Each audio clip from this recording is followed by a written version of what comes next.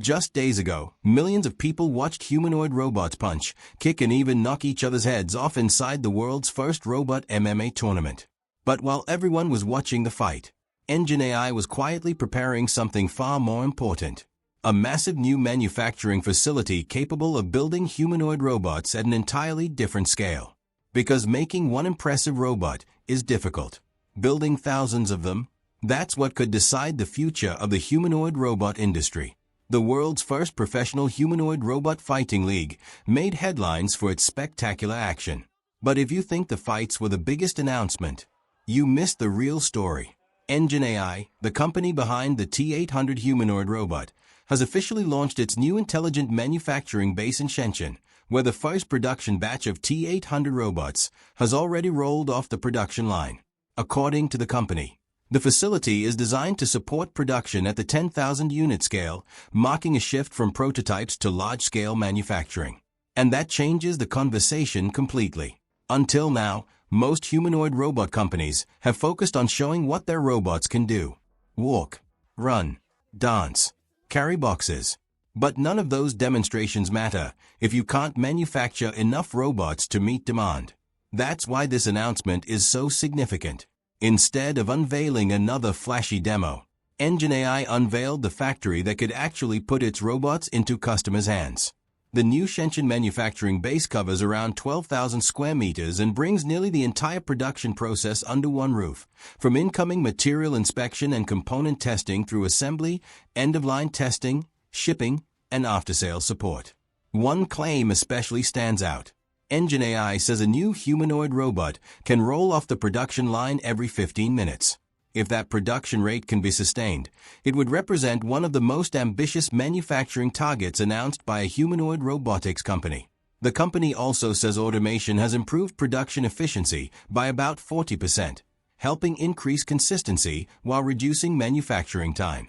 That's exactly the kind of infrastructure needed if humanoid robots are going to move beyond demonstrations and into real deployments. Perhaps the biggest milestone wasn't the building itself. It was seeing the first production batch of T800 robots already completed. That's an important distinction. A prototype proves a concept. A production line suggests a company is preparing for regular deliveries.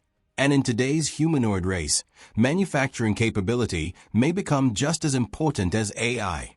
Now let's go back to the event that introduced millions of people to the T800, the URKL tournament. At first glance it looked like entertainment. Humanoid robots trading punches, throwing spinning kicks, even losing their heads. But underneath the spectacle, it was a brutal engineering test. The robots had to maintain balance while taking impacts, recover after being knocked down, continue operating despite repeated collisions. One moment instantly went viral. A T800 called White Eagle landed a precise high kick that knocked the head off its opponent, Matador. Despite losing its head-mounted sensors, the robot continued fighting using systems in its torso, highlighting the platform's resilience. That wasn't just a viral clip. It demonstrated durability under extreme conditions. EngineAI has been clear that URKL isn't only about entertainment. The company says the competition is intended to generate engineering data by pushing robots to their limits, testing balance, motion control, impact resistance, and real-time decision-making in ways traditional lab demonstrations cannot. Every fall, every recovery, every kick, every collision becomes information engineers can use to improve future robots. It's an unconventional approach, but it could accelerate development.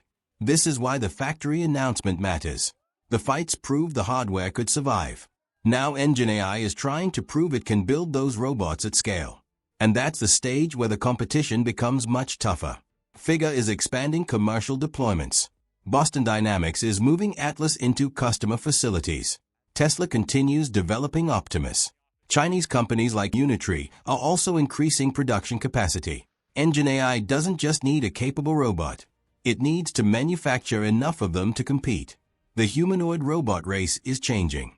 For years, companies competed by showing increasingly impressive demonstrations. Now, the next battle may be fought inside factories.